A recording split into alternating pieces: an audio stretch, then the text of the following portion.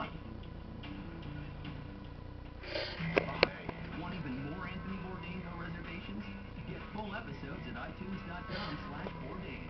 Ain't it great? Enter at your own risk. Every building.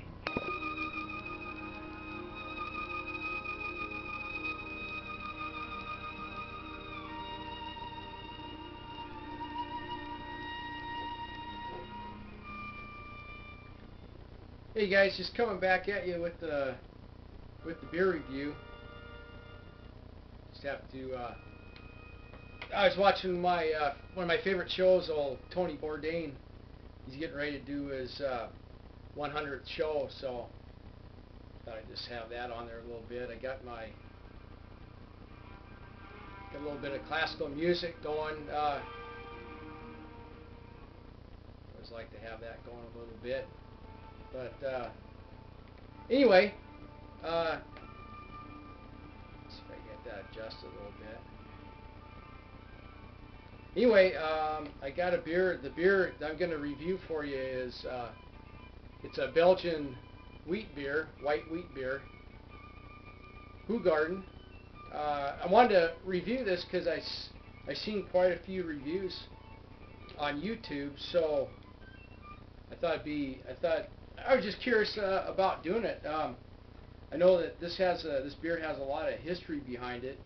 The monks started making beer back in, well, this one actually started back in 1445, and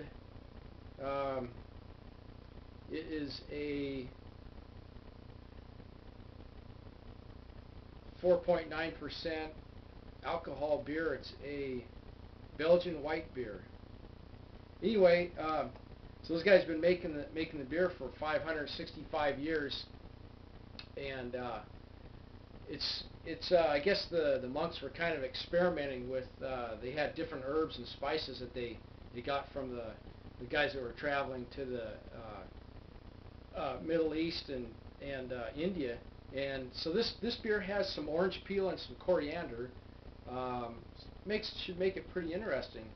But did a little research on the beer, and in the area where they brew this beer, there was about 2,000 people in this one area, and they had I guess the beer was so good they had about 36 different breweries brewing up these different variations of this Belgian wheat beer.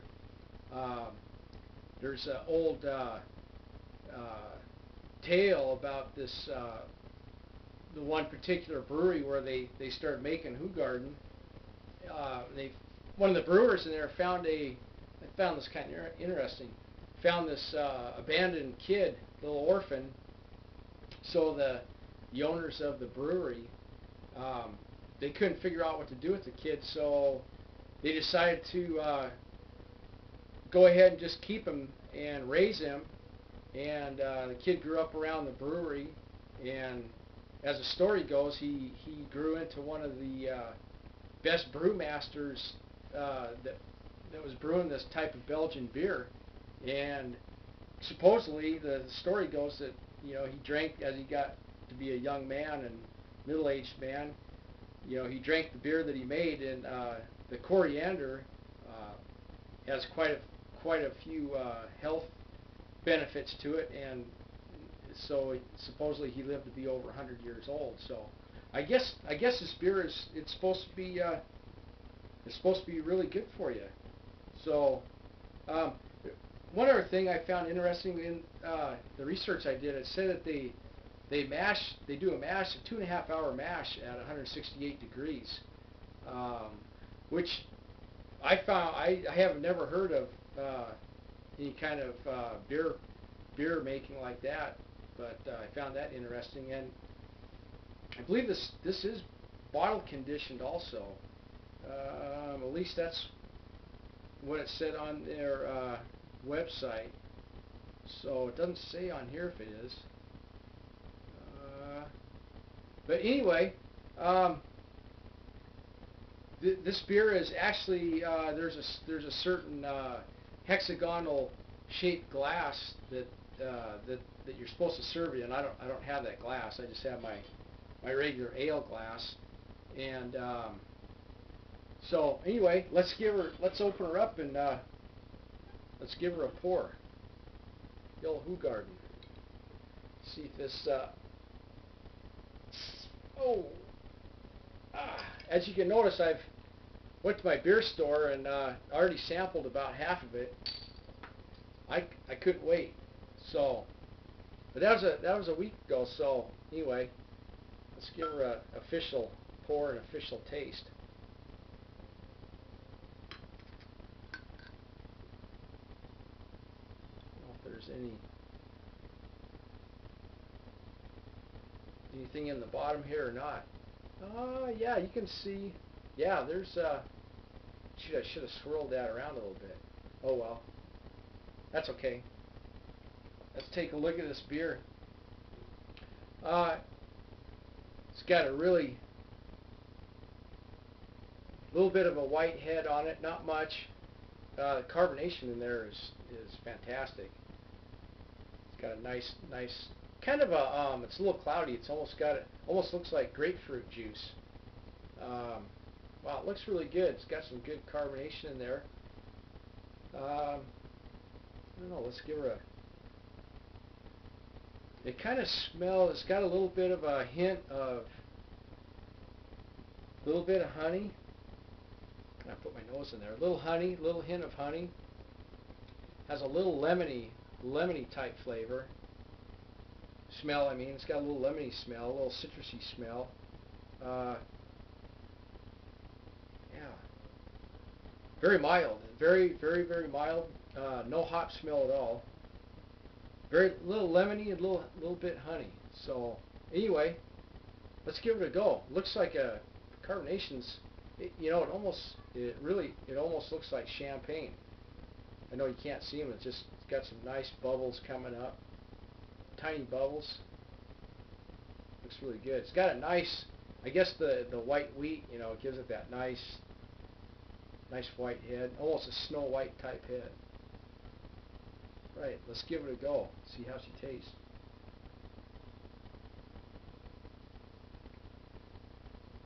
Well, okay. First off, it's very smooth, very mild, very mild. It's got a slight little bit of citrusy, not really lemony. Maybe well, it's got orange peel in it. It's just a faint orange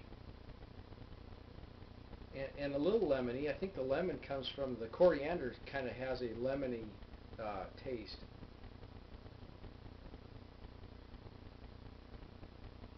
Wow, that's really smooth beer. This would be a good beer for like real hot weather.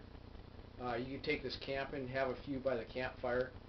Kind of remind me of Craig's video. I just watched Craig's video with him and the family out camping. I really liked that. That was a very cool video. Very nice. Glad you liked the beer too, Craig. Wanted you to have one of those Scotch ales just to check it out. But anyway, hey, this is a very good beer. I noticed on Beer Advocate, most people gave this a really high rating. You had a few guys that gave this an F, which I don't know. That's a little ridiculous. I don't think this beer is even close. I mean, that's just crazy. And it's that one guy. You know who you are, guy. Yeah, you're not even making beer anymore, so don't even do beer reviews either. That's crazy. One more drink. You know, it's almost got a, I can taste the orange in it now. It's got a kind of an orange, little faint orange, little lemony background. Almost maybe a little bit of honey in there too. Very good. It's a nice beer though. Very good. Very good. Oh, in case you guys were wondering, I got my official Target Chip Ganassi Indy Racing Pit Crew shirt. I got this at the Indianapolis 500 back in 2008 from the team store right at the Indy track. So just getting ready for, they got the Indy race coming up in Japan from the Motegi. And last race, Team Penske won with old Castro Nevis, but I'm going to pick Dario Franchitti to win Japan. Team Chip Ganassi. You got a Formula One coming up too. Boy, I tell you what, that's been some exciting racing. The Formula One races. I really like Mark Webber with Red Bull Racing. Guy's just been an animal this year. So anyway, go target Chip Ganassi Racing, and here's a Mark Webber with Red Bull Racing Formula One team. Okay, hey, you guys have a good one. I'm going to finish my Hoegaarden. Got some more beer reviews coming at you, and hopefully pretty soon. Actually, I just transferred my all grain into my bottling bucket. I went ahead and put in probably, I had a whole bunch of wild hops. I probably put in about a pound of wild hops that I had dried them out, and then broke them up to get the nice inside, the yellow inside out, the lupulin. I'm going to let that sit on there for probably a week, and it actually fermented for 2 weeks. Transferred in for a week, so that'll be 3 weeks. I'll be ready to bottle it. Yeah, one more thing. I never made a Belgian beer, a white beer, wit beer, but actually my Midwest Supplies have it right here. It's this, this recipe kit right here. I don't know if you can read that or not, but it's already put together. I think I might try it on this one. On my next beer, it's a, let me read you the recipe here real quick. It's a Belgian wit beer. It's one of the recipe kits. It includes 6 pounds of wheat malt extract, half a pound of Carapils malt, Liberty bittering hops, German Halterto aroma hops, 1 teaspoon of coriander, 1 tablespoon of coriander, 1 tablespoon of orange peel, and then the yeast priming sugar, and you get a grain bag, because this is I believe it's a partial grain. It's a partial grain. That's what it is. But anyway, I might try the Belgian wheat beer. Looks pretty good. Okay, that's it from Tacoma, Washington. I'm going to sign out. Go download this. Go upload it, so you guys can download it. Okay, see you in a bit. Let's see if we can get some. There we go. Take you out with the little classical. Adios, everybody. See you later.